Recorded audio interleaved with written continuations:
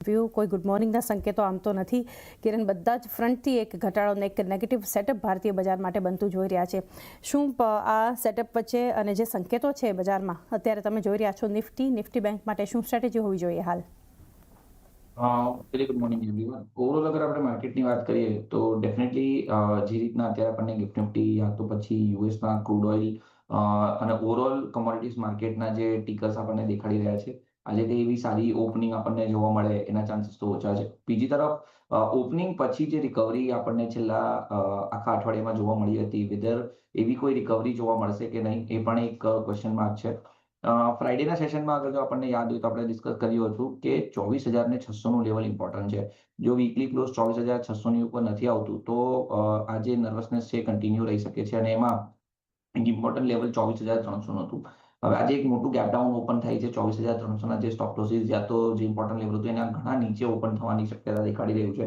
As per gift Nifty આપણે અત્યારે 23,700 થી 800ની વચ્ચે ઓપન થઈ એવું અમને દેખાઈ રહ્યું છે. હવે કરન્ટલી તમે જોશો તો 100 વીકલી મૂવિંગ એવરેજ લોકો જોઈ રહ્યા હતા જે 24,400ની આજુબાજુ હતું, જે છેલ્લા 4 વર્ષમાં 3 વખત ટચ કરીને ત્યાંથી માર્કેટે રિબાઉન્ડ આપ્યું છે. હવે first time in last 4 years આપણે જોવાના છીએ કે આજે માર્કેટ 100 વીકલી એવરેજના નીચે આવશે. હવે no doubt weekly average close થવા માટે આ ફ્રાઇડેનું ક્લોઝિંગ ઇમ્પોર્ટન્ટ છે. તો ફ્રાઇડેના ક્લોઝિંગમાં અગેન 24,400ની નીચે જો રહેશે તો અહીંયા ફર્ધર ડાઉનસાઇડ એક્સપેક્ટેડ છે. સો હવે 5 દિવસની અંદર માર્કેટની રેન્જ શું રહેશે એ આપણે અગર જોઈએ તો 23,700 23,800 અર્લીયર જ્યારે ઇન્ડિયા પાકિસ્તાનનું એક જે હાઇટ પર ટેન્શન ચાલી રહ્યું હતું ત્યારના રેઝિસ્ટન્સ લેવલ હતા. ત્યારે આપણે જોયું હતું કે 23,800-700ની આજુબાજુ માર્કેટે રેઝિસ્ટન્સ લીધું. એના બીજા કે ત્રીજા દિવસે ઇન્ડિયા પાકિસ્તાનનું ટેન્શન સ્ટાર્ટ થયું. નીચે બોટમ 21,700 સુધી આપણને દેખાડ્યું અને ત્યાંથી રિકવરી આવી. અગેન 23,700-800ની આજુબાજુ કન્સોલિડેટ થયા અને એ પછી એક સર્ક્યુલર આપણે જોઈએ તો એક આપણને રાઇઝિંગ ટ્રેન્ડમાં આપણે ફરી હાઈ ટોપ હાયર બોટમ પેટર્ન અને 26,200-300ની આજુબાજુના હાઈ સુધી. સો આજના દિવસે 23,800 23,700 ઇમ્પોર્ટન્ટ લેવલ છે એની આજુબાજુ અત્યારે આપણને ગિફ્ટ નિફ્ટી ઓપનિંગ દેખાડી રહી છે. જેમ ભારતીભાઈએ કીધું એમ કે ઉતાવળ નહીં કરવી જોઈએ, માર્કેટને સસ્ટેન થવા દો. જે પણ લોકો 24,000 થી 23,800ની વચ્ચેના પુટ રાઇટર્સ છે ત્યાં આપણે પ્રેશર આવતા જોઈ શકીએ છીએ. ત્યાંથી લોકો એમની પોઝિશન અનવાઇન્ડ કરતા દેખાઈ શકે છે. તો ચાન્સીસ છે કે સ્ટાર્ટિંગના અવરમાં યા તો 30 મિનિટમાં આપણને એક પેનિક દેખાઈ શકે છે. તો આ પેનિકમાં ઉતાવળ નહીં કરો. ક્વોલિટી સ્ટોક્સ યા તો ક્વોલિટી સેક્ટર પછાડી તમે ધ્યાન રાખો.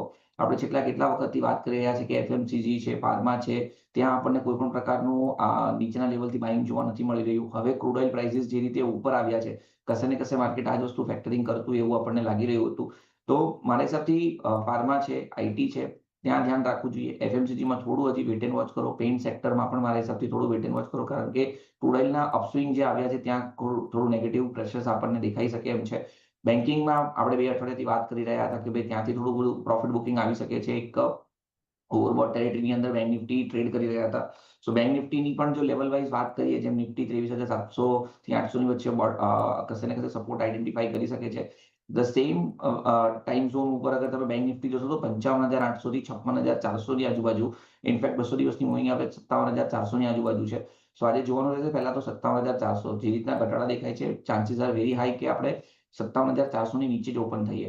જો 57,400ની નીચે ઓપન થઈએ છીએ તો 56,800 સુધી આ જે ડાઉનફોલ છે એ નીચે જઈ શકે છે. તો બેંક નિફ્ટીમાં પણ ઉતાવળ નહીં કરતા. 56,800 થી 57,000ના લેવલની આજુબાજુ કન્સોલિડેટ થાય અને રિકવરી આવે. સો ઓવરઓલ માર્કેટમાં સ્ટ્રક્ચરલ ડેમેજ થયું છે. તો કોઈ એકદમ જ ઇમિડિયેટ લેવલ ઉપર ઉછાળો આવે એના ચાન્સીસ અત્યારે તો આપણને દેખાતા નથી. અનટિલ એન્ડ અનલેસ યુએસ અને ઈરાન તરફથી જો કોઈ સીઝફાયર યા તો કોઈ સેટલમેન્ટની ન્યૂઝ આવે છે, that is a different story. Otherwise chart જોતા તો અત્યારે આપણને હજી પણ અહીંયાથી ફર્ધર ઘટાડો આવે એવું લાગી રહ્યું છે.